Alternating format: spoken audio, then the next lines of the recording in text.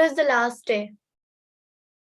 Oh, okay, okay. So your schools are going and vacations are going to start from tomorrow, right? Day after tomorrow. Sir, sir. my class will start from 2nd January. I have 10 days of holiday. No, second. This is the last day. 10 days of holiday for my Christmas vacations. Okay. I don't Uh, have, sir. My school will start in 4 or 5 days. Oh, you have very less vacations. Okay. 4 or 5 or at most 7 days. So you may be getting some at some other time holidays. Maybe more. Okay. What about others? When are you going back to school? January, then I have to go to 2nd January. Okay, from second year school will start. Anyone here who is not in school? Sony, you go to school? No, sir. आप अभी school में admission नहीं लिया आपने? No. Okay, आप अभी आपकी as अभी कितनी हो गई? 6 years हो गई. ओके, ठीक है, कोई बात नहीं. But I think soon you will be admitted to the school. जल्दी स्कूल में जाओगे. या so when is my school starting? I think yeah, from third. From third, I'm also going to go to my school. Many of you are laughing. Why?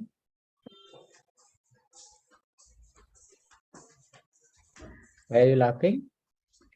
Sir, you go to school? Okay. Yeah. So I didn't tell you I go to school. No. Anyone can guess which class I am? Sir, in IIM.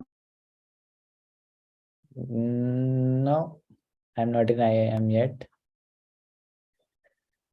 It would be master's course, but no, I'm not there. So what is a school? First of all, let's understand that. Anyone can tell what is the definition of a school? Okay, Sir, a I place can where see. we can learn. Yes, okay. It's an Daksh? institute for learning. Institute for Learning. Daksh, what do you say? Sir, a place where we learn knowledge. Oh, there you learn. So all of you seem to be very intelligent. In the morning session, I asked the same question. There I got the answer like where you know it was like more of students till 16 years of age go to school. Is it like that, or can people above the age of 16 years also go to school? Sir, I have many kids in my class. There are many kids in my school. Sorry, they're 17-year-old and they still still are in 12th. Okay, I mean, there's no age barrier. I mean to ask that whether any age group can go to school or not. Yeah. They can go. Okay. So yes, school is any place where we learn. It's a place of learning. And it doesn't have to have a school in its name, like Delhi Public School or say St. Xavier's Higher Secondary School or St. Joseph School. It can be also a company, like my school, right? So wherever I go, yeah, I am not in a so-called school, but in my office also, that is also a learning place for me. So that is why I told you I also go to school. So that is a school for me. Similarly, your parents also go to their office, right? So that is also they also learn some things there, something new. So that is a school for them, right? So sir, a school is any place where we learn something. Yeah, if you say, you already said, right? A place where we learn things, right? An institute for learning, sir. An institute. Institute. And what is an institute? A place a place, institute, a corporation, whatever. But I take it as a place where you learn, be it an institute, be it a. So, sir, Be it a- if we can call it park and institute, maybe because then we learn new games in the park every day. yeah, why not? Why not? You can also call your home as a school. You know, preschool, preschool. What is that? That is a home only, right? Students learn their ABCD and the initials, The and then preschool. yeah, It can be the preschool because then the kids they go to okay, preschool.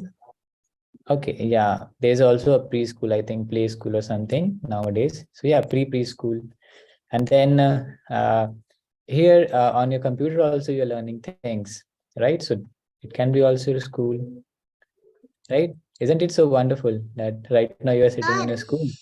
एक और छोटे बच्चों के लिए play school होता है अच्छा, आप जाते हो उसमें?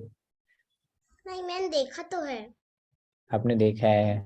Okay, yes, lot of schools are there. आप अभी कंप्यूटर पे बैठे हो, वो भी एक स्कूल है कि नहीं?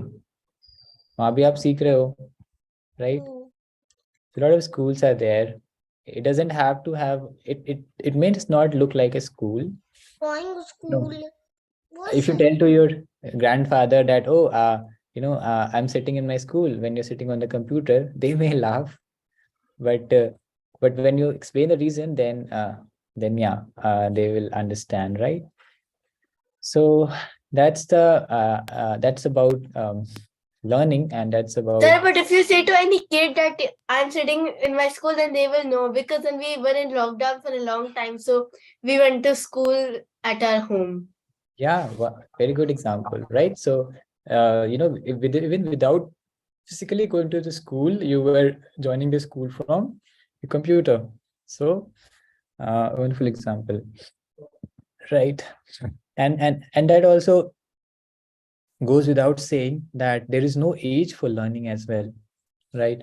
Because you may be 30, you may be 40, you may be even 70, but still there are a lot of things that we do not know, and every day we have to learn new things. Let's say right now, if you go to your grandfather or grandmother, they may have learned a lot of things, but still if you take a mobile phone in front of them, you know, they will also look at it, and they will also try to learn what is it, and what are the functionalities, new functionalities coming, what is 3D, what is virtual reality, all of those things, right?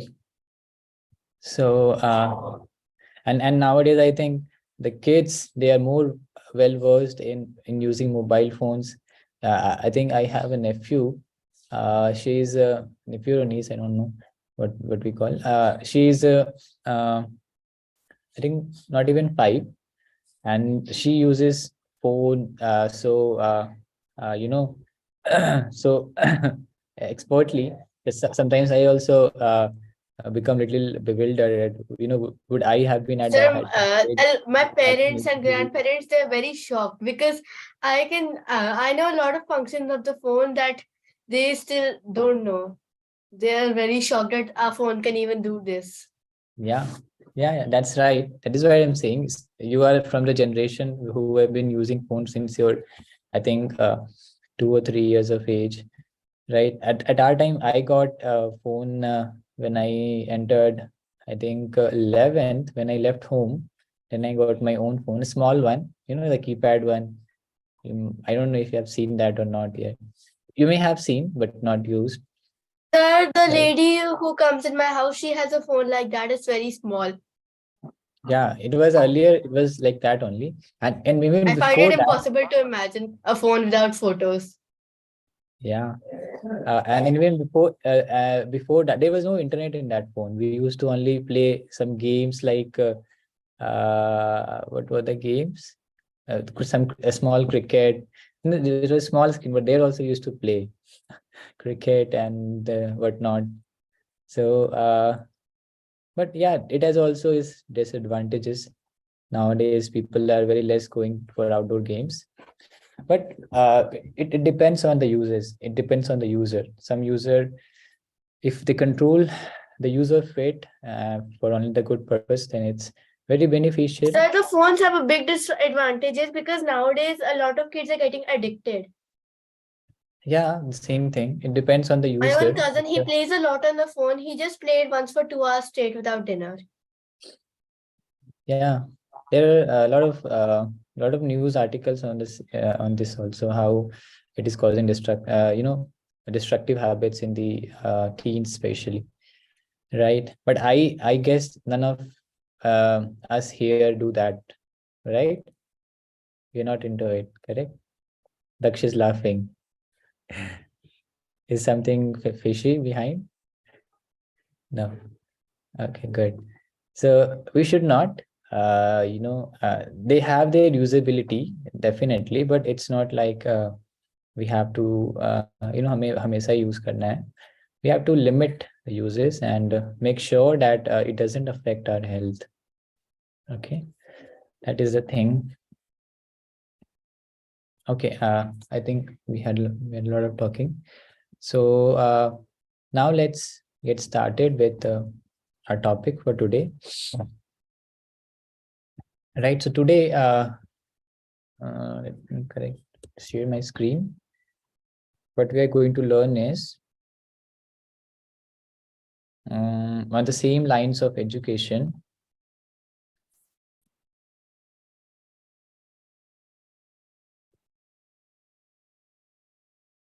It's we'll first understand what is the meaning of education, and then how we can become educated, or how we can achieve that level of education, which is told here. So we'll start with the prayers. All of you can repeat. Om Jnana.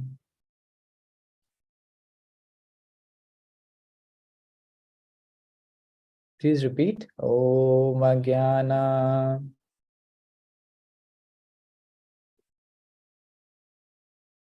I can't hear. Okay. Timirandhasya. Timirandhasya. Jnananjana.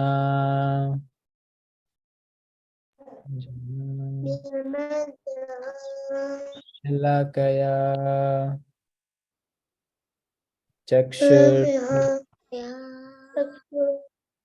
Unmilitam yena. Tasmai Shri.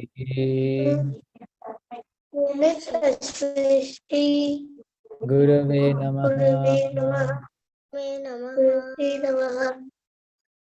Jaya Shri Krishna Chaitanya.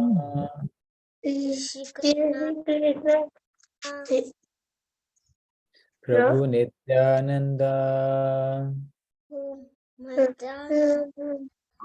Shri Advaita Gadadhara.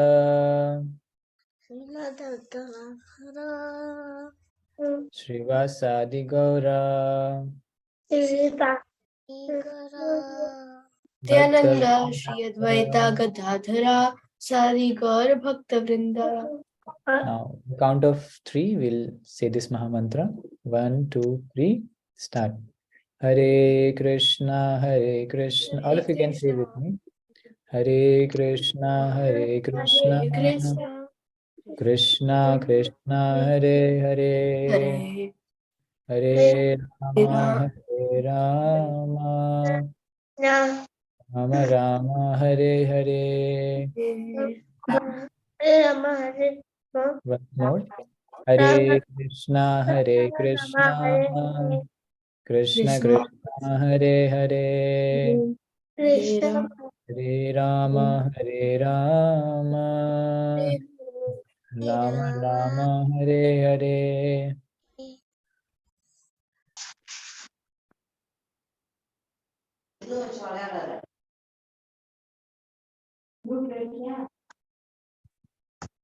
Hare Krishna.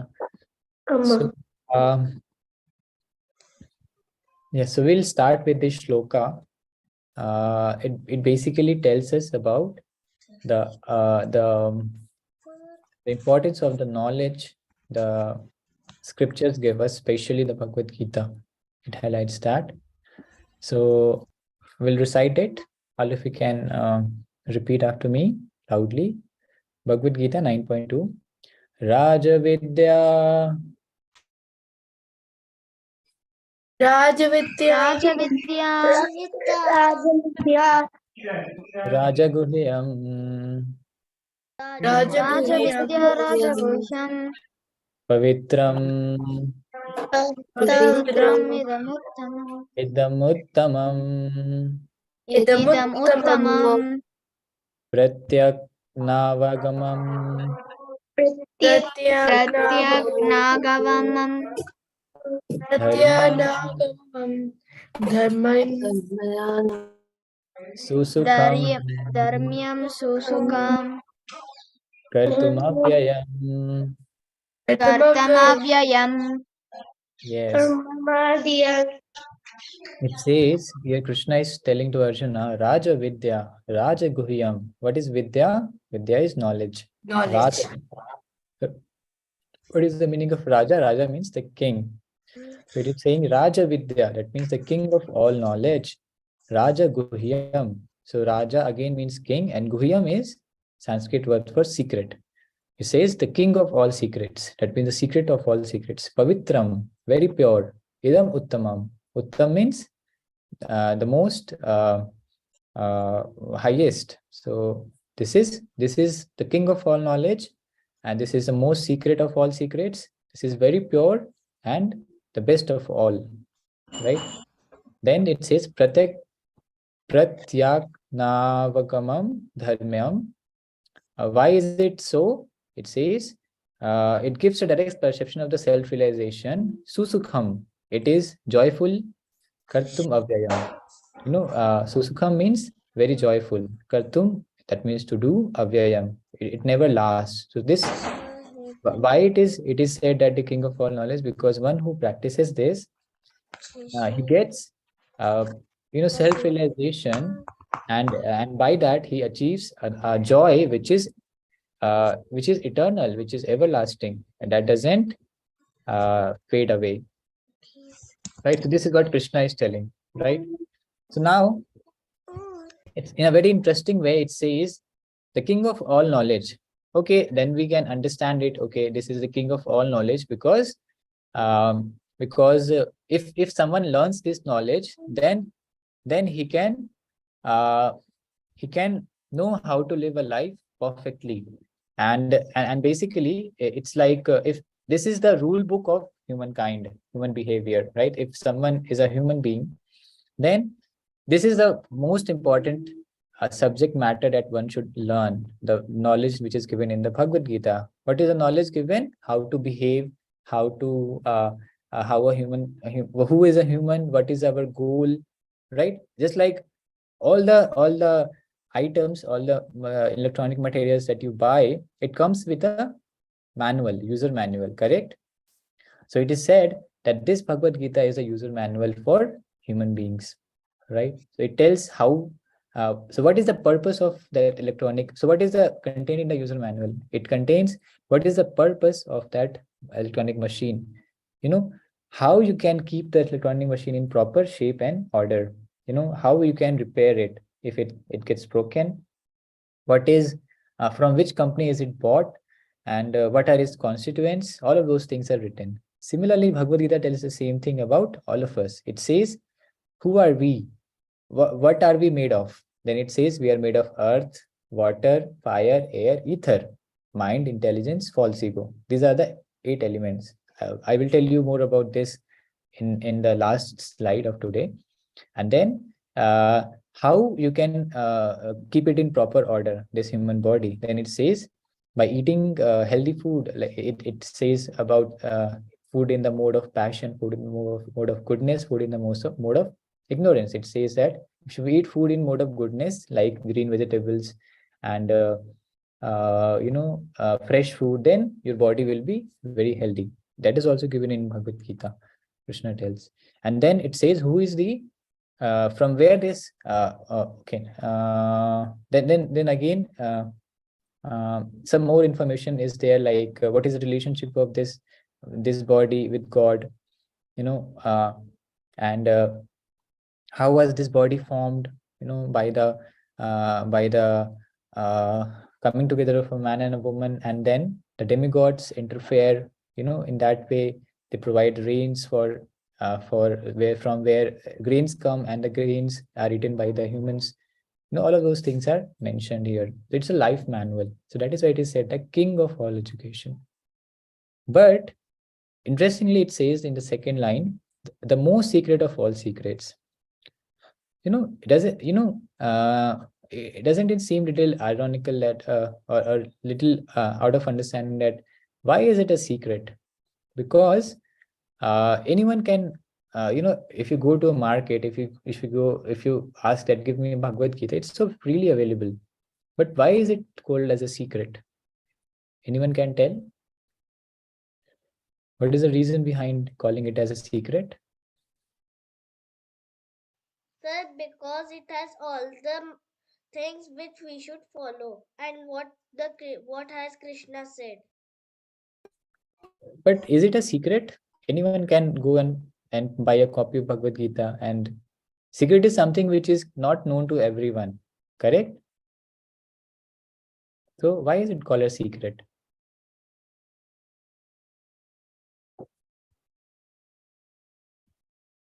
Think about it. Because Krishna only knows about this. Krishna knew about it, then Krishna told to Arjuna, and then now all of us are reading. So how now the secret is revealed, right? Is it so Sir, that the because secret none has can been attain revealed? it. Yes, Sai Srinivasan? Sir, because nothing can be equalized to it and nothing can be told again like that. But that doesn't explain it to be a secret. That is what I'm trying to understand. Why is it a secret? All of you are telling the explanation of the first point, that it is the king of education. But okay, let me tell you. So why it is called as a secret is that anyone can buy a copy of Bhagavad Gita, but not everyone can understand it, right? So anyone can buy a copy, I'll again repeat, but not everyone can understand it.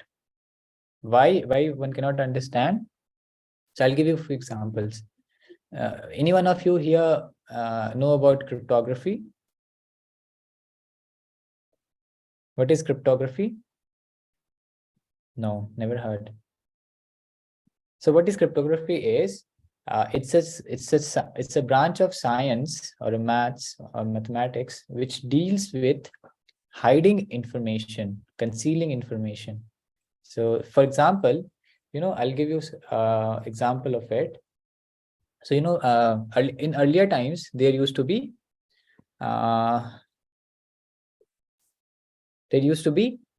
fights between kings. So one king, let's say one king was fighting with the second king, right? And this second king was has attacked the palace of that king, and no one can go in and out of that palace, right?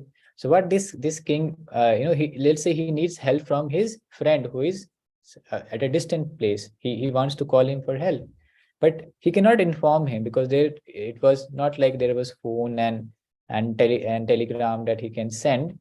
So what he must do, what they use this science of cryptography. So what he would do, this king, so one example I'd give you, there are many ways how they used to send hidden information. One way I have read somewhere was that, they would have one person and they would save his head, maybe a beggar or someone. They would save his head. They would ink the information on the head of that person, and then again after a few months the hair would come back, and the information would be concealed. And then that beggar would go out, and since he is a beggar, and he won't have any of the belongings, so others, the enemy, would check him that he doesn't have anything, and they would leave him. So then the person goes to the friend king, and then shifts back and shows the message to the king. So in this way, this is one example of a very trivial example of cryptography.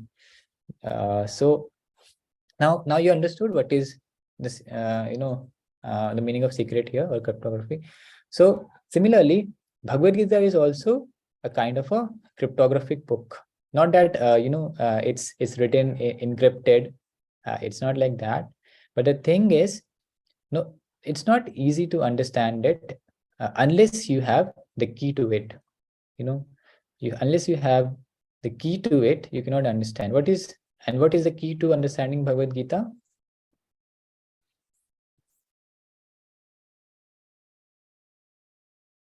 How can you understand Bhagavad Gita? Sir, by remembering Lord Krishna. Okay, that is a solution of all the problems. But something Who else already here. knew it. Sir, when Pardon? you are pure and you don't have any grudges, and when you are pure and you are remembering Lord Krishna and you're pure.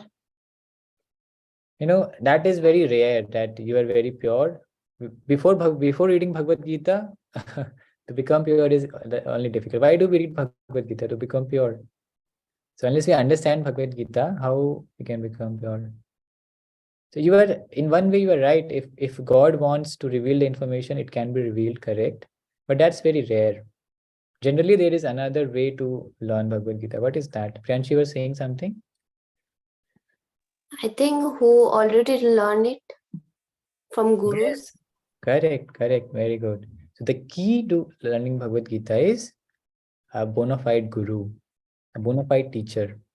So who is a bona fide teacher? A bona fide teacher is someone who is learning in the correct school.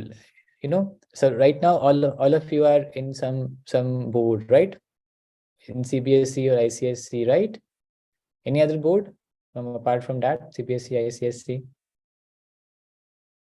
I think there is now an international board as well. I don't know the name of it. I But cannot do boards. I am smaller. yeah. Tell me also, And I'm not in board. I am also No, not in no. boards, sir. No, there must be certification of your school, either CBSE, either Yes, sir. CBSE. Yes, sir, ICSC, CBSE. CBSE, right? So when you go to a school, you first check from where is it affiliated. Do you just go to any Tom, Dick, and Harry school, which doesn't have any certification? No, Why don't sir. you Why don't you go?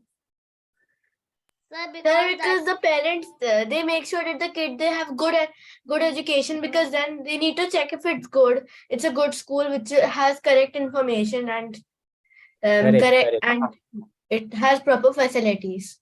It has correct information, as you said. And how does he, so there is a process that he to receive that affiliation from CBSE, right? They have to go through some tests, and their teachers have to go through some tests, and then the CBSE gives them this certification that now you are an affiliated school from our board, the CBSE or ICSE. So first there is a verification. So similarly, for a guru also, if someone goes to any Tom, Dick, and Harry guru without verifying that whether he has proper knowledge, then it's the same as going to any unknown school or unaffiliated school, right? And it's very popular nowadays. People, without finding out the reality of a guru, or whether he's properly learned or not, they go to a guru based on just how he speaks. If he speaks good, if he is very charismatic speaker, and then they get attracted and they go. But that is not the correct way of approaching a guru. First, one should see whether his affiliation is correct, whether he is coming in the correct disciplic succession. So what is the disciplic But sir, succession? then where do these gurus learn? Yeah, I'm coming to that. So we have to see whether the information that the guru that we are looking at, whether he's affiliated or not. So what is affiliation here? Affiliation is Krishna board, right? So what is Krishna board? So basically, which starts from Krishna. Anyone who is learning in the school of Krishna. So who are those people? So I'll tell you. So, Krishna, first of all, Krishna gave the knowledge to whom? Arjuna, correct? And again, who wrote Mahabharata? Mahabharata was written by whom? Anyone can tell? Vyasa. Ved Vyas, correct? Vyasdev. Ved Vyas ji. So, actually, Ved Vyas ji got information from whom? Who is the teacher of Ved Vyas ji? Narad Muni. Krishna Bhagwan. Narad Muni. No, Narad Muni. And who taught Narad Muni? Who is the teacher of Narad Muni? Sir, Krishna Bhagwan. No, Brahma. Sir, Brahma. Lord Brahma. And who is the teacher of Lord Brahma? He himself, sir. Now you can tell Daksh, Krishna Bhagwan. Yeah, so Lord Brahma learned from Lord Krishna directly, Lord Vishnu. When Brahma came in this universe, Brahma is also living entity like all of us, but he's the chosen one. He has been chosen by God because he had a lot of great qualities. So that is why he was made. He was given a post of Brahma. Brahma is actually a post, I have told many times. Similarly, there are many demigods, Indra, Chandra, Vayu, Varun. They have also post. Only one demigod is there who doesn't is not a jiva. Who is that? Lord Shiva.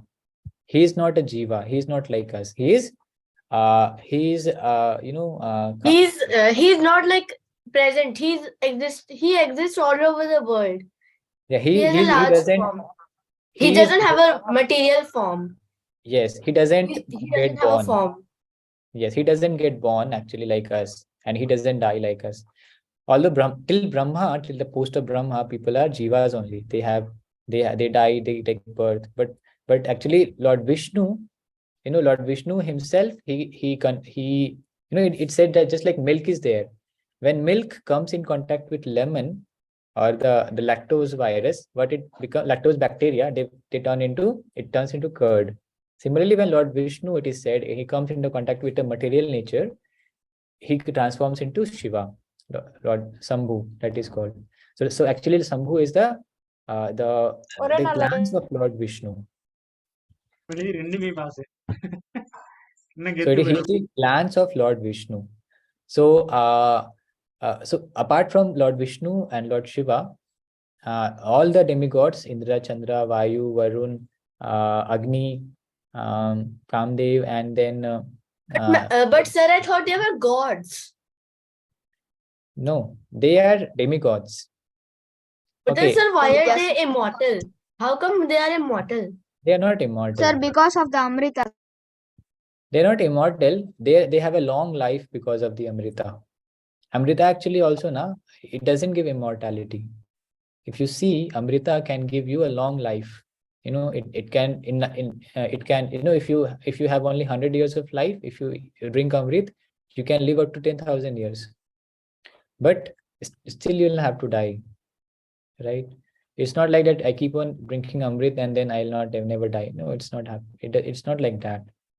Okay, we have a very another session just after this. We have one session based on God and gods, right? So we'll learn there about all of these different personalities and what is the difference between them and who is the supreme and who is like on what level. We'll all learn all of these things. So, but for now, you can understand like, yeah, I was telling about Brahma. Let's come back. So Lord Brahma, he gets information from Krishna. Then he gives to Narad Muni. Narad Muni gives to Ved Vyas. And then Ved Vyas has many disciples, many students. And then he gives to, let's say, from where, there are... But sir, how was that information from like more than 5,000 years ago? How will it reach us? Yeah, I'm telling the same thing. So Ved Vyas ji gave this information to Madhvacharya. Okay, what I'll do is I'll show you. Let me see if I can show you.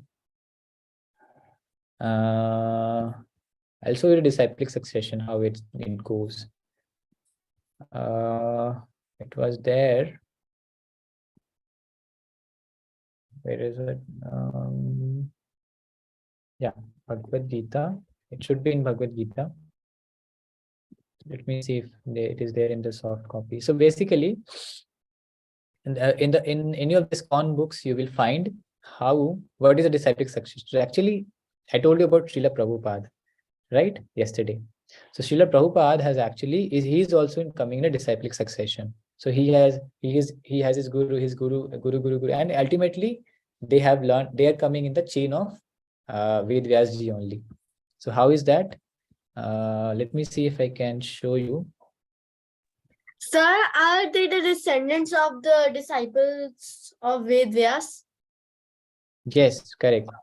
We are not initiated, but once we receive Diksha, there is a process called as Diksha ceremony, initiation ceremony. Yeah, this is the one I was talking about. So once you get initiated from a guru, once you get Diksha from a guru, then you become a bona fide student. Then you can give the knowledge to someone else. And guru will not give you an initiation without testing you. He will first test whether you are a qualified student or not. So first, there is Krishna. So I'll go from downwards. So this is A.C. Bhaktivedanta Swami Srila Prabhupada. So this is the founder. He is the founder of ISKCON movement, from where we are learning, and we are reading the Bhagavad Gita written by him, right? So Bhagavad Gita as it is, that I showed you. This is not written by him. I mean to say, he has given the commentary. He's given the purpose. So there is shloka, there is translation, and there is a purport. That means a bhavarth of that. That bhavarth is given by His Divine Grace A.C. Bhaktivedanta Swami Prabhupada. So let's see how does he come in disciplic succession. So actually, Srila Prabhupada's, A.C. Bhaktivedanta Swami Srila Prabhupada's teacher was Srila Bhakti Siddhanta Saraswati Thakur. And then his teacher was Gaur Kishore Das Babaji Maharaj, Bhakti Vinod Thakur, Jagannath Das Babaji Maharaj, Vishwanath Chakravarti Thakur, Narottam Das Thakur, Krishna. That means these are the, if you go up like this, they are the relationship is like guru. So the person on the top of the lower person is the guru of that person. So just like this is the guru of Srila Prabhupada, and he is the guru of Srila Bhakti Siddhanta Saraswati Thakur. Bhakti Vinod Thakur is the guru of Gaur Kishore Das Babaji Maharaj. Like this. If you go on like this, then Lord Chaitanya also comes. So Lord Chaitanya, some of you might be knowing him. Lord Chaitanya is the incarnation of Krishna in the Kali Yuga, who has come to distribute the chanting of the holy names. You will learn more about him in the coming sessions. So, and then Ishwar Puri, Madhavendra Puri, like this. If you go on here again, you will ultimately reach to Vyasdeva. So this is Vyasdeva, and right? So I was talking about, right? And then Narad Muni, then Brahmaji, then Lord Krishna, right?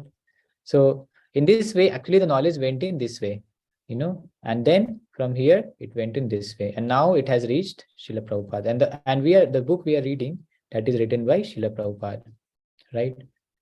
And also the knowledge that I am giving you, it is not my knowledge. Actually, it is just based on the books written by Srila Prabhupada. So so that is how we can say that we are learning in the correct disciplic succession, right? So this is the meaning of actually disciplic succession, and learning in the correct from a bona fide teacher, right? Okay, so let me go back to our PPT. Yes. So that is the meaning of secret of secrets. So unless we have a proper guru who can make us understand the different meanings of the shlokas, it is very difficult to understand, right? If you have a copy of Bhagavad Gita, and if you read on it on your own, you will really realize that to understand any shloka on our own, it's not so easy. It's not even possible to understand any shloka. So that's why we're given the purport to understand. Yeah, that is why we read the purports, and the purports are written by the bona fide teacher, the bona fide guru, right? And then Krishna says that if you follow it properly, you get everlasting happiness. And how you know this? You will know by realization, by keeping on reading. If you keep on reading, you will start to feel that yes, it is. If I follow these, I will be saved from miseries, and thus I will be happy. So now, once we have understood the meaning of the Bhagavad Gita, now I'm going to tell you the definition of a learned man, right? And from whom we are going to learn this? We're going to learn this from Chanakya. He is also a bona fide representative, right? So we'll learn from him what he says, that who is a learned man. How many of you do not know who is Chanakya? Daksh doesn't know, Mitali doesn't know. Anyone who would like to tell people who know him? Sir, his name is familiar, but I don't. Okay, anyone, people who know him, they would like to tell about him? Who is Chanakya? A very popular personality. Okay, I'll tell. So Chanakya, he lived, I think, around 600, 700 years ago. I don't remember the date exactly, but he was a priest. He was a very learned scholar. He was a philosopher, in fact. And he has written many books based on philosophy, based on politics, based on economics, that is even today read. So the economics that you read about, that the Artha Shastra, it was given by Chanakya only, right? So he is very well regarded in even today's world. People read his books. So he is a very great scholar, very great philosopher, and very great learned man. So he and also he was the one who made a small boy into a king. The king, if you have heard about Chandragupta Maurya, Chanakya actually found out that boy playing with his friends, and he saw that, oh, he's capable of becoming a king. And then he made him his student, and then he gave him all the knowledge, all the information, and then ultimately Chandragupta Maurya later on became the king of that province, Magad province, I guess. And not just the king of that place, he was the most powerful king of that time. Almost he became the emperor of the India, right? So let's see what he tells about the definition of a learned man. So any one of you like to read? Okay. Yes, Sir, can I? any one of you can read? Sir, Sai Srinivasan, can I read, sir? Okay, read. 3 things to test one's education. Matvrat paradridesu paradvesu lostvarat atmavat sarvabhutesu ya pasyati sa chandita. Chanakya, one who considers another's wife as his mother, sees another's possessions as a lump of dirt, and treats all other living beings as he would himself, is considered to be learned. Learned. So what And is I don't understand. Why would he consider another's possessions as a lump of dirt? I'll tell you. Give me a moment. So Chanakya is telling 3 things to check whether one is learned or not. One should have these 3 qualities.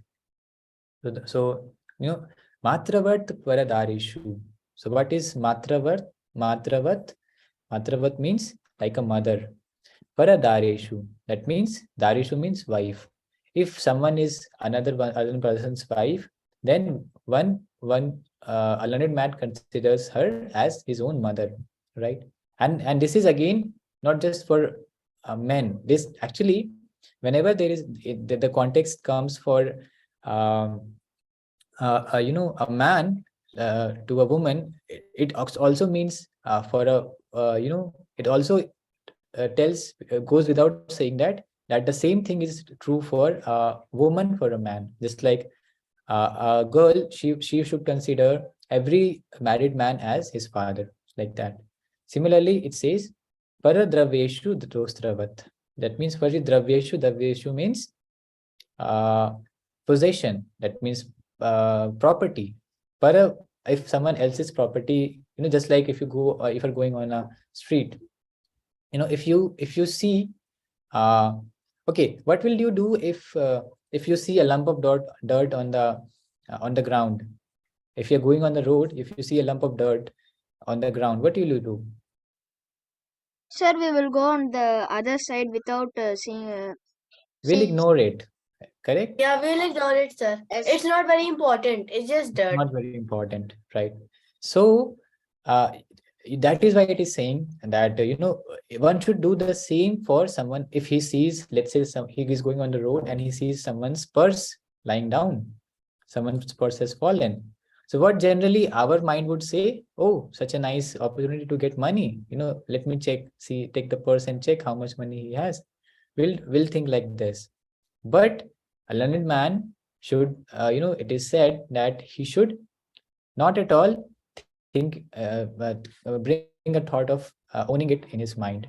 What he should do, he should take the purse, he should try to find out who it belongs to and give it to that person, right? So let's say he'll find out the credit card or some number in his phone to call the person, and then he will tell him, oh, my dear sir, I think your purse has fallen down. Please come and take it from, giving in his address. That is the meaning of considering another's possession as a lump of dirt. So if a lump of dirt is there, you will not try to own it, right? You will just ignore it. Similarly, if someone else's money is there, we will not try to own it. That is the meaning here, right? So that is why it doesn't mean that if you see a purse and you just kick it and from your leg, just like you kick a lump of dirt. No, you should be detached from it. You should not have the thought to make it on your own, right? That is the meaning. And then the third thing, it says atmavat sarva bhutesu. So what it says is treats all other living beings as he would himself. That means be it a human, be it an animal, be it a plant, a tree, anyone, if you see an enemy or a friend, you should treat him the same way that you would like them to treat you. But sir, if it's an enemy, then shouldn't like in the Mahabharata, didn't Lord Krishna encourage Arjuna to kill the enemies? He did not tell him to treat them as they would, he would want to treat him. Yeah, why not? If we are ready to fight your enemy, then you should also expect that your enemy will also fight with you. So that practically means that the same thing, right? That what it is telling is that one should not think of insulting him. One should not think of making him feel low. One should not think of cheating him. That is the meaning. Will we like to become insulted by our enemies? Will like to get cheated by our enemies? No. That is the meaning. That's okay if you are fighting, because if the enemy fights with us also, that is expected, right? That we expected. Yes, he can fight with me. Similarly, I can also fight with him, but I should not insult him. I should not make him feel low. I should not cheat him. That is the meaning. Similarly, if there is a dog on the street, I should not insult him. I should not kick him because he cannot speak. I should not harass him, give him pain like that. If we do that, so then we will expect that the dog will come and bite us or something. So we should not be surprised when the dog will bite us or bark at us. No, we should not at all do. Even if the dog, let's say, doesn't do that, but that is. Yes, so but still it should not. Because if let's say someone does the same with us, someone is hurting us, someone is insulting us, right? So we will feel very bad. So we have to think the same way. We have to step in their foot and then think that how will he feel. The best test is whenever you are going to behave with any person, or whenever you're going to do something to a person, first think from their perspective, that will he like it or will he not like it. If he will not like it, then you have to think twice to do it. And if he will like it, then you can do it, right? So that is the thing that it means here. But sir, we don't always know if someone will like it. We don't always know if someone will like it. I mean, is he should not feel cheated. He should not feel insulted. That's okay that the police is, the police, if they are punishing the criminal, then that's not called as wrong. You understand? That's part of a proper etiquette and behavior. But A police exploiting the criminal just because, just like a thief, you get a thief, you catch a thief. Nowadays, it's very common. Someone catches a thief, they harass him very badly. They beat him, even they kill him. So that's not true, a good behavior, right? There is a right of punishing. What you should do, you should Then do. most people become thieves and they are in trouble because then they Yeah, just we don't should. have money and they steal for their family only. They don't steal for themselves. Most thieves. Right. So one should understand their thoughts. What we can do is we can call the police and hand over to the police, and let them do the work. They will investigate why he is stealing and do the needful, but not take unnecessary not unnecessarily harm him without understanding the situation. Right. So this is a very, actually it requires a lot of common sense, understanding what is the correct behavior at what. Just like I told, I think yesterday you had asked the question, dharma and adharma. So at different contexts, things, different behaviors can become dharma, and the same behavior in other contexts can become adharma. So one has to learn all of these things from the Shastras. So the Shastras give a very correct understanding, very proper understanding of what is a dharma, what is an dharma in different situations. Because there are, it's filled with stories. It's filled with stories where you can learn how, okay, if this was in such situation, how did he behave? And let's say I'm in situations, I'll think about some story from the Shastras, who, and if you believe me or not, you'll find one situation close to you in some of the stories of the Shastras, if you properly read Shastras. And then you can see, oh, how did he perform? How did he do? Did he do like this? And was it appreciated? And I will do this. Did he do like this? And it was not appreciated, then I will not do like that. So all of those things you can follow. Correct? So,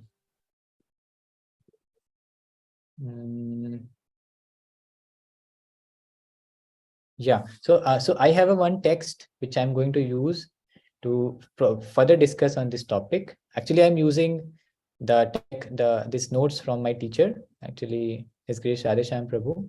So we have learned from him. So I'm using his notebook for teaching, right? So just this is an acknowledgement. So here it's written. There are a few examples which is given for each of the characteristics. Like Matravat Paradareshu, that means calling others' wife as a mother. So there is one example given here. So one by one we will read the examples of all the three. So who would like to read? Daksh, you want to read? Yes, sir. Yes, read, please. Shivaji Maharaja refused to enjoy extremely beautiful Muslim married woman brought to him after a war, and he addressed her as mother. Yes, but so there is a story in the life of Chhatrapati Shivaji Maharaj. I hope all of you know him. So, actually, he always used to have a fight with the Mughals, the Mughal king, Aurangzeb especially. Shivaji Maharaj and Aurangzeb used to have a fight. And, there were many battles which happened. Battle is kind of a small war. Let's say 1,000 soldiers from his side or 2,000 soldiers from his side, they fight. That is a small battle. So many battles were there. Sometimes There 1,000, 2,000 is small. Yeah, it's very small. Earlier, people used to Then, sir, fight. what is a big battle? If you have, how many people had participated in the war of the Mahabharata? Sir, it was a very big number. I read a book, but I don't remember. It was some crores. The side of Duryodhana. Yeah, the majority were on the side of Duryodhana. Sir, they had 11. Duryodhana side had 11 Akshahinis, and the Pandava side had just 7 Akshahinis. And one Akshani is, I think, lakhs of soldiers. It's a kind of a unit in army, and just like one battalion is there, right? Right now the unit is a battalion. So at that time it used to be Akshani, and it would contain, one Akshani would contain all the soldiers, all the types of soldiers: elephant riders, foot soldiers, horse riders, and Rathas, Maharathas, Maharathis, Ardharathis, all of those people they used to have. Sir, but I heard that there was no mortal Maharathi. There was only the gods and their avatars of the Maharathis, like Lord Krishna, Lord Vishnu, Lord Ram. No, Maharathis. Yeah, actually the Maharathis were also, you can say, incarnations of demigods only. Just like Arjuna, he was a Maharathi. He was the son of Lord Indra, actually. If you read the Mahabharata, you'll find that he was the son of Indra. He had come from Indra. And similarly, Bhima, he was the son of the Vayudev, Pavan Putra. And then similarly, Pitama Bhishma, he was the son of,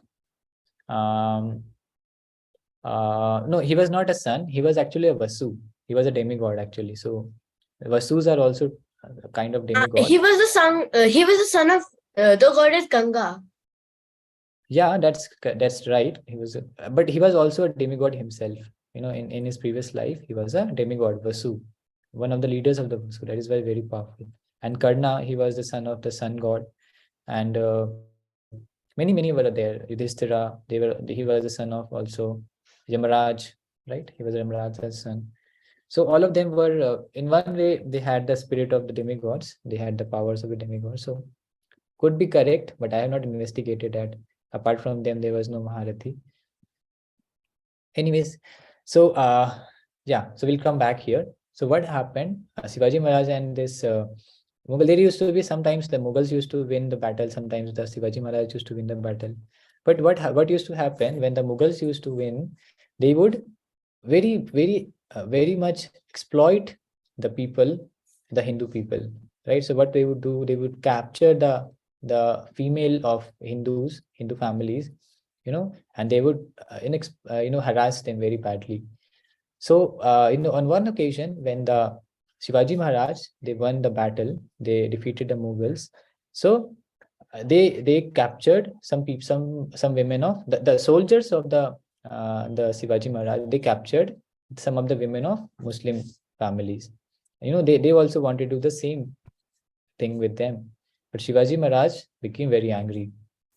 When he came to know that they had done the same, so he chastised his soldiers, and then he went to the place where they were kept, and then he addressed him as his own mother, right? So what we can learn here, why this story is given here, is the same thing here, right? Calling others wife as one's own mother. Sir, Right? I've seen that there are many kids and they I've heard of them. I've not seen, but they call any lady they see mother. Yeah, Mataji generally, So it's an Indian tradition, whenever you see a woman, except your wife, you have to call it as a Mataji. And then for the man, you have to call as Prabhuji or something like that, as a reverential way, right? So if you go to ISKCON, you will hear these words, we follow here, right? So this was the first, right? And the second point was Paradaraveshu Losrava. That means seeing others' property just like garbage in the street. So here is also one example, the negative example of it. Let's read.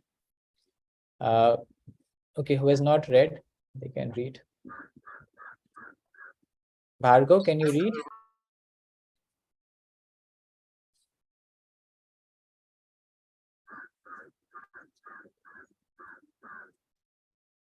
Please read Wait, sir, 1 minute. I've highlighted the text. Please read that.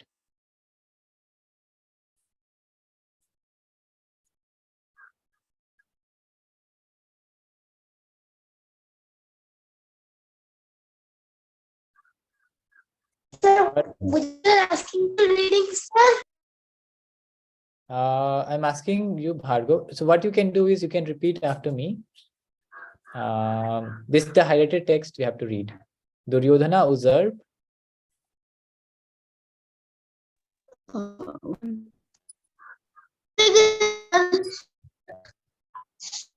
not working properly for us.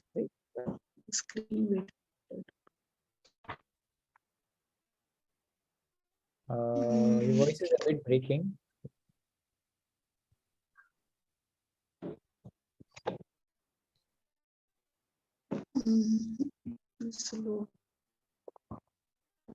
Okay, seems like some network issue is there on Bhargav's side. So I'll read it, no issues. Duryodhana usurped all the property of Pandavas by driving them away to forest for 12 years and refused to give even 5 villages when they returned back. Thus, he caused great war and was destroyed. This is giving the opposite example. What it says that, Duryodhana, he usurped, took away all the property of the Pandavas, right? So there was a game of the big game of Chaucer, where he took help from his evil mama, Sakuni mama. His uncle I forgot his name, Shakuni something. Yes. And then he invited Yudhishthir, and he took his weakness of playing of dice to his advantage, and then his uncle, he had a special dice that could roll to his will, and he made Yudhishthir lose. And Yudhishthir, he had the bet that if he loses, they will go to the forest. And so Yudhishthir lost, and then they were sent to the forest. Yeah, so that was correct. That was, yes. Sir, and the another bet was that कि अगर तुम हार गए तो एक को दाव पे लगाओगे अपने भाई में से, और फिर वो राजा नहीं बन पाएगा और ना ही युवराज, मतलब राज prince. Yeah, there were a lot of things. What was that bet, sir? I did not know about that bet. I only knew about two bets. Okay, I have heard also this is the first time, but I have not also read very thoroughly. Maybe Daksh is right. So one bet was that he put all his kingdom on the bet also. Yes, sir, I know that one. His wife on the bet. He put and finally he put his jewelry. He put his brothers, and then finally he put himself. Yeah, he put himself. So in one sense, it's in the first place, it's very bad that you win with your own brother, and you win like this. You make them your slaves. That is the first bad thing that Duryodhana did. Second thing, even the Pandavas, when they went to the exile and when they returned, ideally the Duryodhana should have given back the kingdom to the Pandavas. But sir, I also heard that Dhritarashtra did not say anything to his son. He knew about it. He did not say anything. Yeah, that is why they were all punished. All the Kauravas. So actually, that was all the people who were there in the Sabha. But sir, I thought that Dhritarashtra, he was not punished. No, he was also punished. He was punished in a different way. So what happened? Sir, when Krishna came to the Dutta for asking the Kauravas to make peace, that time Dhritarashtra also got the punishment. Yeah, and ultimately he got the ultimate punishment. What was the punishment? So when at the end of it his was the life, punishment when his sons, they died. So that was kind of like the punishment. Yeah, that was a very, very the most dangerous punishment that Dhritarashtra got. If someone dies, then they will not feel the pain. But who lives, they will feel the pain. So that means Dhritarashtra had to feel the pain of his 100 sons. And moreover, it is also said that when Dhritarashtra was to die, when Dhritarashtra went to forest to perform tapasya and to achieve liberation, actually he did not achieve Krishna's lotus feet. Actually, he did not go back to the spiritual world. Because he had offended the devotees of Krishna and Krishna himself, he was not given the spiritual world. He was, he achieved liberation and he merged in the Brahman. So there are different levels of liberation. The ultimate liberation is you go back to the kingdom of God, and below it is like merging into the Brahman, and then even below it that it remain in the mortal worlds. Again, you take birth. So he did not achieve the highest one. He achieved the middle one. That was a second punishment he received. So, no one can skip punishment if you offend a devotee of Krishna or Krishna. So that we have to be sure. And similarly, all the people of Duryodhana and his family, they also were ultimately killed. So that is why one should always think of others. What about Duryodhan's mother, the Gandhari? She also received punishment. No, Gandhari was not part of all these. She was actually a devotee of Krishna. When what happened when in that assembly Gandhari was not there, and when Gandhari came back, she very much chastised his sons, especially Duryodhana.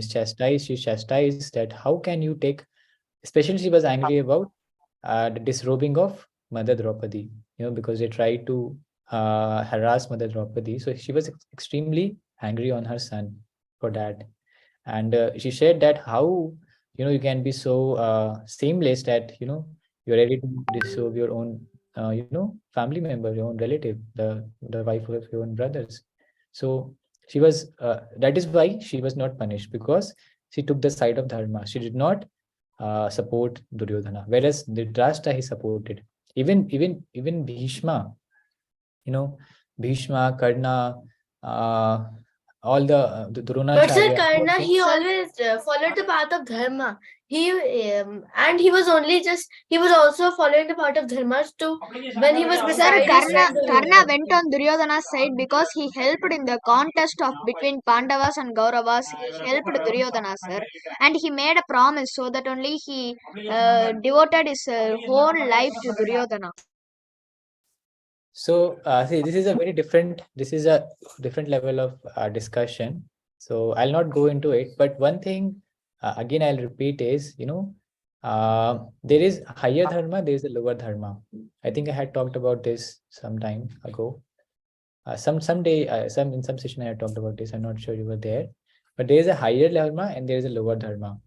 So sometimes there can be a dharma sankat, dharma sankat between one dharma and second dharma.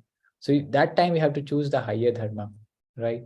And if you're not following the higher dharma, then you will be definitely punished for that, because that becomes a dharma if you're not following the higher. So what was the higher dharma for the people in the sabha? If a woman is being harassed, insulted, the dharma is to stand against it. That is the dharma of a man. But they did not do like this. So that is why they were punished.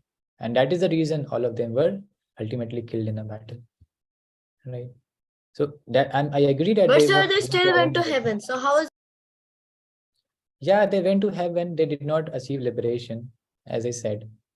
As I said, going back to the spiritual world is the highest. Then going merging in the Brahman, and then below it is living in this material world. So heaven is also in this material world. Heaven is not beyond the material world. If someone goes to heaven, Bhagavad Gita, it says,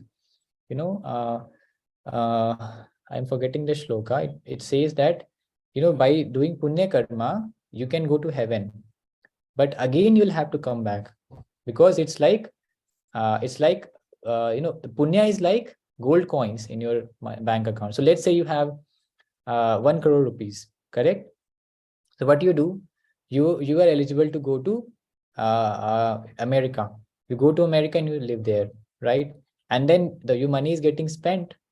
So when your money is finished, you'll have to come back to India, correct?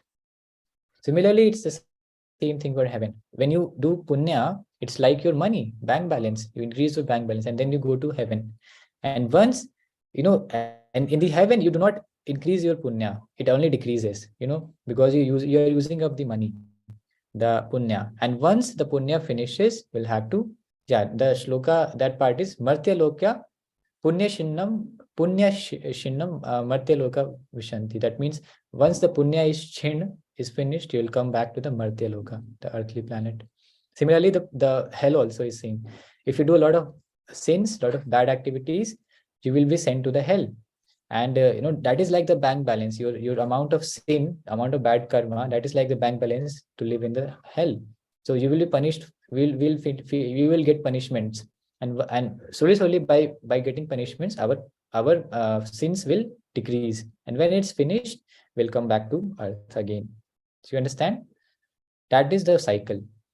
It's not like someone goes to heaven, then that is the highest perfection. No, devotees actually do not want to go to heaven. They want to go to the kingdom of God, just like Vaikuntha or Goloka or Sakidham, where Lord Ram lives. So there, if you go, you will not come back, because there is no punya, no papa. So all your punya and papa is finished. Then you go to and you become a devotee of God. Then you can go to the kingdom of God. And just like Krishna says that once who comes to my kingdom, no, he doesn't have to return, right? So there is shloka which says Dhanma karma cha me divyam evam yo veti tatvata tattva deham punarjanmam naiti mam eti swarjana. It means one who knows the transcendental nature of my birth and death. Krishna is saying after leaving this birth, after dying, he doesn't come back in this world. That means he goes back to my world in Goloka or Vaikuntha. That is a difference. Correct? So you can always understand these things. You can remember there are two worlds. One is the material world and one is the spiritual world. So actually, this creation is like, if you consider it as a sphere, then 1/4 of that sphere is the material world, where all the universes are there, we are there, and it is temporary, and it is called as the jail of the creation. Whereas the 3/4 part, the remaining 3/4 circle, a part of the circle, it's kind of the spiritual world, where all the spiritual planets are there. That means where God lives, where Krishna and his different incarnations live. Lord Narasimha, Lord Vamana, Lord Narama, Shiva Loka is also there. So that is the place where they reside. So there is a whole description given in Shastras. It's a very complex design. I think in some later course, if you join that, you will get to learn about it, the Vedic cosmology, right? So okay, I'll come back. So the same thing is about him, the para draveshu lostravat, right? Now this third point is atmavat sarvabhuteshu. Think all living entities as one's own self. So what is the example given here? Who can read this? Sir, can I? Okay, who has not read? Okay, Shirshaya Srinivas can read. Yes, sir. The glorious Shibi Chakravarti was ready to cut flesh from his own body to protect the dove from the eagle, as he accepted both of them to be his own citizens. Yes. So, and how many of you know the story of Shibi Chakravarti? Anyone? Sir, I know. Can you tell the story in brief?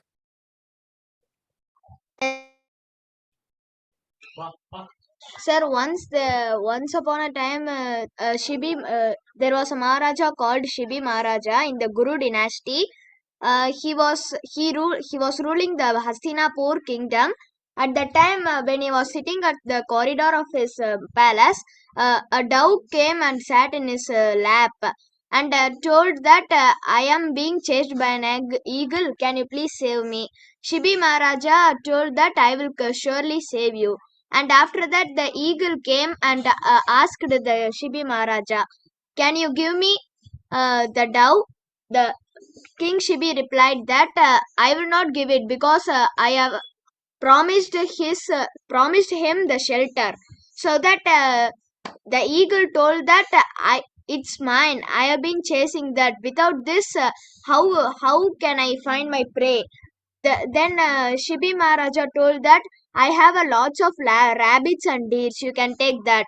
But the eagle told that I will take my dove only because I have children. If you don't give that, my children will be starving of food and they will surely die. After that, King Shibi Maharaja told that, then I will give you the same amount of flesh from my body as the dove. After that, they were both balanced in weight. That is somewhat like a weight balancing, sir. Shibi Maharaja sat in one end and the dove was kept in another end. When the Shibi Maharaja sat on it, he cut a portion of his hand's flesh and gave it and kept it in the balance of one side, but the dove was still down. it weighed more much than the dove, the flesh of King Shibi Maharaja. After that, King Shibi Maharaja cut off his flesh from his thigh and again kept it on the balance. After that, still the dove was down, and the weight of the dove was more than the flesh. After that, with lot of disturbance, King Shibi Maharaja sat on it completely. Still, the dove was down. So after that, he told that you can have the whole of me.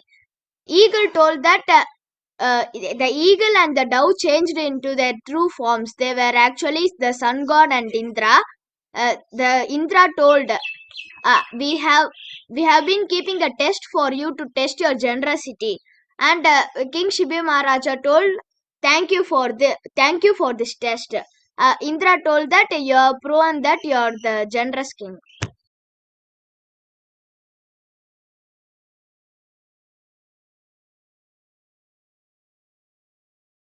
Sir, you are muted. Sir, you are muted. Oh, sorry. Thank you. So, whatever Sai Srinivasan said, that's right. Little addition I would like to make to the story. So, actually, Sivi Maharaj was not, when the dove asked for protection, Eagle said that I am also your citizen. Why don't you, why if you're protecting the dove, you should protect me also. You should give me food, otherwise I'll die. So then Sivi Maharaj, he thought that actually all are my citizens, so if dove is, I have to protect my dove, then I cannot give anyone else in his place, right? Because all are his citizens. So he thought that I will give my own flesh that time. So he gave his cut his flesh from his thighs, one thigh, and put it on the balance and then on the dove, but it was not balancing. Then again he got some more flesh from second thigh, then put, again it was not balancing. Then he thought that let me sit there. Then when he sat, he became balanced. So actually, then it was Agni and Indra, right? So Agni was the eagle and Indra was the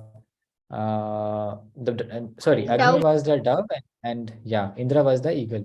Then they blessed Shivi Maharaj, and then all the demigods, they came and blessed. So actually, Shivi was one of the ancestors of Lord Rama. So, if you see the ancestry of Lord Rama came after in the same line, same family way. Sir, but I thought the first was Ikshvaku. The first one was Ikshvaku, you are correct, but between Lord Rama and Ikshvaku, there were also many kings. So one of them was Shivi, Maharaj Shivi. Sir, actually, Shibi Maharaja was ancestor of the Guru dynasty, sir. Of what? The Guru dynasty? Yes, sir. It's given in my Mahabharata book, sir. Okay, whatever it is, but what my understanding was, he was coming in line of Lord Rama. But anyways, even if he's in the Kuru dynasty, maybe I'll have to recheck, or you can only recheck, Srinivas, tomorrow you can tell. But the point is that what we learn from the story is protecting other people, and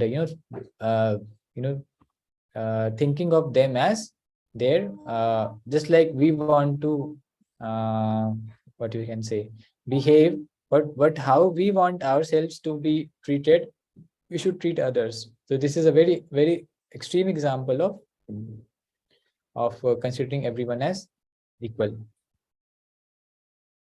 And then we come to the second point. It's already 5:35. I'll take 5 more minutes and then I'll stop. Okay, so I just need 5 minutes.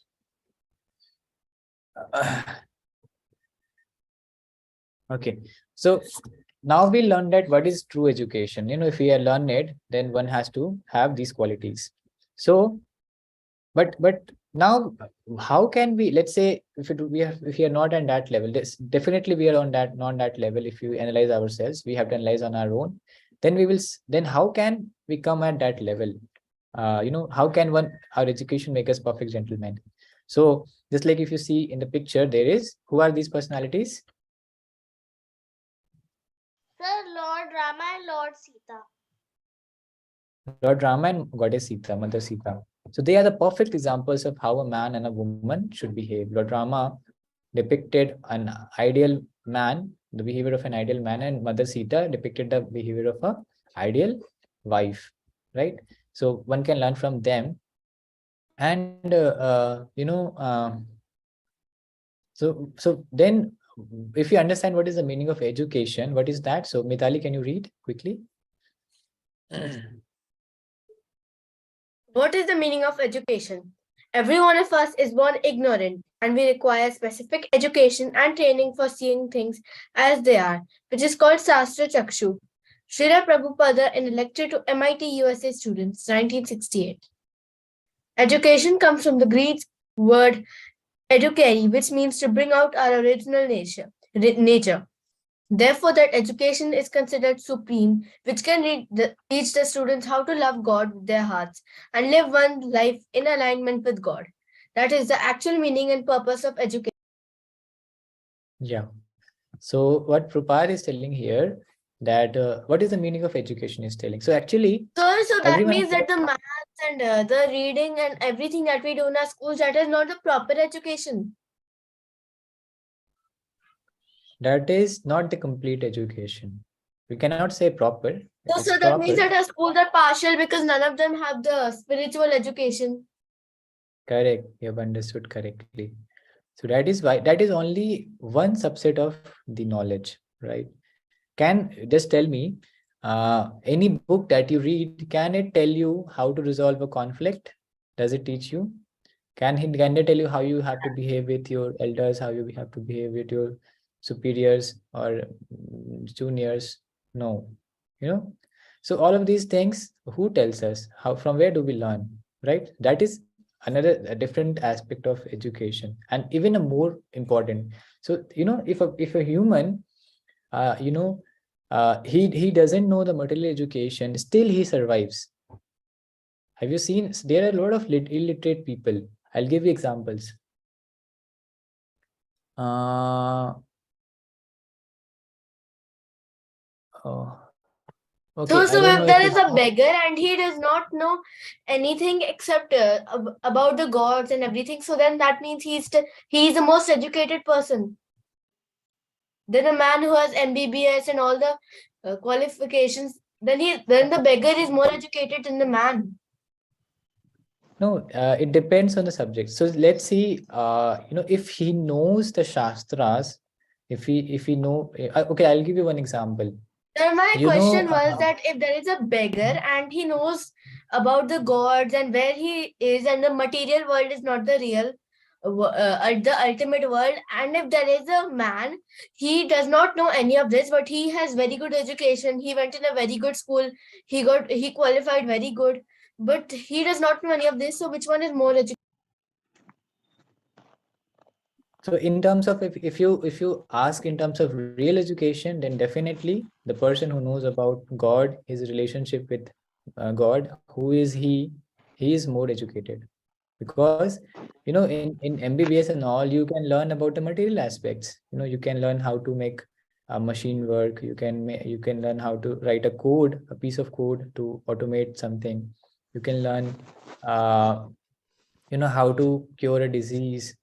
But if you do not know the purpose of all of those, why we are doing that, if you do not know who am I, what is my goal, and where I have to go next, then don't you think that that is more important thing to learn, right? Who are we? What is the goal of my life? What will happen when I die, and what is my relationship with God? So that is why I was giving you example. So there was a lady whose name is, uh, I'm just forgetting the name. But you can just, I'll give you a general example, that there are many people who are very, very popular, very, very famous, but they are illiterate. Anyone can give an example of such a person who is illiterate, but he is regarded as a very great person. Sir, Mukesh Ambani. No, he's not illiterate. So, but I'm not remembering the examples, but there are a lot of people who have even received, uh, you know, great awards, great even like Bharat Ratna and all, right, for their the work in the field of Sir, humanity. sir, Yeah, like Virat Kohli. he is not also illiterate, and he his education is also would be called as a material education only. He cannot tell you who is God. So why I'm telling you, why I'm emphasizing on this is because actually, um, uh, you know, actually, education means to a way of life. Something it relates to how to improve the quality of your life. It has to do with that, right? And even if you see a lot of big engineers and MBBS people, they know big things, important things. I'm also an engineer, so I'm saying about myself as well.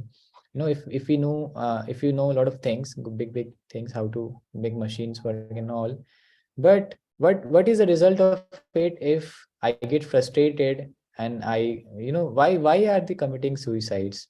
Why big engineering students in colleges you will hear that a lot of people are committing Sir, suicides. because they have too much pressure and they Pressure is there, but why is the pressure there? Why they are accepting uh, the marks as all in all? you know because they do not have the information that because they this is do just not a know the true goal of life. They do not know that the marks are just temporary. Yes, correct. So they do not know the true goal of life. So that is there is two words that is used in Shastras, Vidya and Avidya. So if you read the definition of Vidya, what is Vidya? Vidya means that brings you closer to a real identity. It is written here, right? Bring out our original nature. What is our original nature? That is Vidya. But Avidya means it brings out it doesn't has to do anything with your original identity. So by learning engineering, no one can know about him, no one can know about what is he, who is he, what is his original nature, and how he can become happy. No one can learn, right? So that is comes in the category of avidya according to the shastra. This is not what I am saying, this is the shastra speaking, right? And vidya means something relating to like Bhagavad Gita. It gives you knowledge of the self realization. So that is vidya. So so simple answer to your question, Mitali, is that yes, the material education. At the same time, I'm not saying that we should not acquire material education. Definitely that is required for us to survive. In order to earn a living for us, we have to learn, we have to become experts, not just know, we have to become experts in our studies, right? But at the same time, we should also understand that the spiritual knowledge, the spiritual education is also of great importance and of prime importance, in fact, right? So, and once we have both education, then one can have a balanced life. One can go, one will have proper expertise to live in the world as well, and one will know what is my goal of life. And once both are combined, then it can become miraculous. You can do wonders in your life. You'll see, right? So then you will have the proper understanding of your goal, and then you have all the expertise, right? So yeah. That is why you will see that right now, many of the spiritual organizations, they are making the use of the technology. They are using technology to promote the education, real education, right? Because they know the material education as well, and they know the importance of the spiritual education as well. Okay, the last point, and then I'll stop. Okay. Learn to see all living entities with true equality. So just I'll tell you one thing here. So this shloka, Krishna is telling, Vidya Vinay Sampanne Brahmane Gavi Hastini Suni Chaiva Swapakecha Pandita Samadarshina. The humble sages by virtue of true knowledge see with equal vision a learned and a gentle Brahmana, a cow, an elephant, a dog, and a dog. That means he's saying that if someone is a learned man, it is again telling the learned man, if one has true knowledge, he sees with equal vision. He'll see equal vision, a brahmana, a cow, an elephant, a dog, or a dog eater. So he will see all of them equally. Just like if this is a tribal person, this is ordinary person, this is an animal, and this is a brahmana, very learned person, and this is a cow, and this is a dog. He will see all of them as equal. Why? Because he will see that every one of them has God in their hearts. All of them have Lord Vishnu in their hearts, right? So anyone can tell what do we call a place where Lord resides? What is it called? Sir, God resides in the spiritual world, but He's also said to reside in everyone, in all the things' hearts. Okay, and what is that word used for where God lives in this world?